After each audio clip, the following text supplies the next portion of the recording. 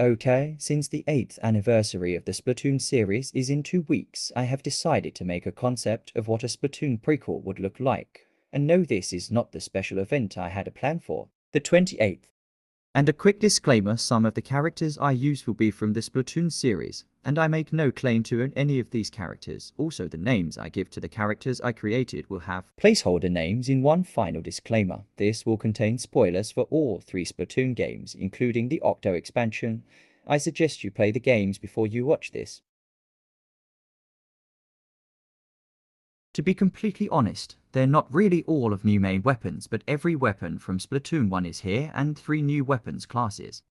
The first weapon is a yo-yo-like weapon, which I will call the Splat Spinner. This is a medium weight weapon. It can launch at extreme speeds if it's charged up, and each hit causes 70.0 damage. The next one is a lance-like weapon called the Ink Piercer, but couldn't find any lance-like Splatoon weapons, so you have this anyways, like the Spinner. It also is a charge-up weapon, but it can't take small shots, and when fully charged it can cause 100.0 damage, a KVA an instant kill. And finally, the Squid Trident. The Squid Trident can be thrown and sent B to the user, and depending on how close they are to you, it will cause high or low damage. This is the hub known as Inkopolis Bay, so this is where you will access most things such as shops, the story mode, and online battles. This is Octo Forest, where most the story mode takes place, and kettles are everywhere in the forest, so be vigilant. This is Octo HQ. This is where you will fight DJ Octavo. Now for a playable map, this is Ink Splash Academy. This is based off an high school, and you would be able to the 1 Saint, 2 ND and 3rd floors, as well as the roof. This is Makar Airport. This is going to be one of, if not the biggest map in all of Splatoon, and when it hits the 1 minute mark, you'll hear a tone ring out, nothing really special.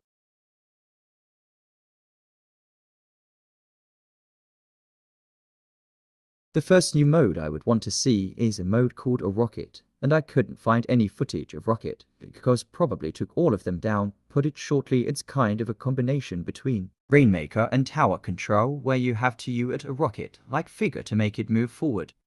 The next mode is 8-ball, is basically every 8-ball level on steroids. What I mean is that they're able to be your greatest ally, or your greatest enemy, because if the 8-ball hits someone it counts as an instant kill, but also vice versa, and to stick with a traumatizing tradition, if the person who last hit the 8-ball knocks it off the map, they will instantly die, like the Octo expansion. I don't see this being a problem on maps like Flounder Heights or Makar Airport, but on maps like Hammerhead Bridge, that is going to be a serious problem. Also, all the maps will have bounce pads when in this mode. And one last thing, depending on how big the map is, there will be multiple 8-balls and multiple goals for each team.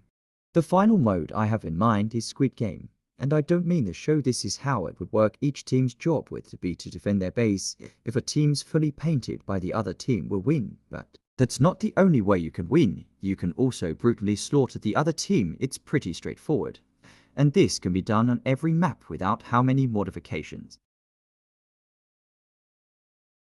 Meet the new idols, Marco and Paolo, or better known as the Ink Twins. They are Agent -1 and Agent -2.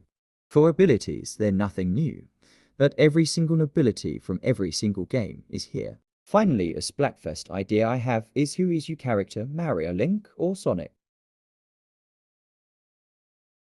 Once you enter the hero mode, you hear screaming and running. Then you see Captain Cuttlefish says, about 12,000 years ago, a race known as humans used to be the dominant species on this planet. Then you see a scientist run against the crowd and enter the room. Then you see a cat on a table, and the scientist puts Jad, that the cat's name by the way, into a cryosleep machine that would keep Jad in a cryogenic slumber for 12,000 years.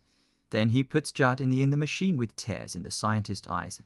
He says, Judd makes sure the next race doesn't repeat the same mistakes that humanity did. So after the flashback, you see your character into a camp and see a young Captain Cuttlefish, and he says, must be the new recruit, so welcome to the Squidbeak Splatoon, and he introduces you to the crew. So after brief introduction, you're sent back to look for kettles in level. Here aren't going to be like the other games. You're going to have to complete more than one objective, and instead of there being sectors, there's going to be chapters now. There are going to be 6 chapters. And you do get to see DJ Octavo human form, but the final boss battle is probably going to be like no other. So that does it for What If Splatoon had a prequel. This took a long time to make, so I would be most grateful if you hit the like and subscribe buttons. Thanks you, so have dang good day.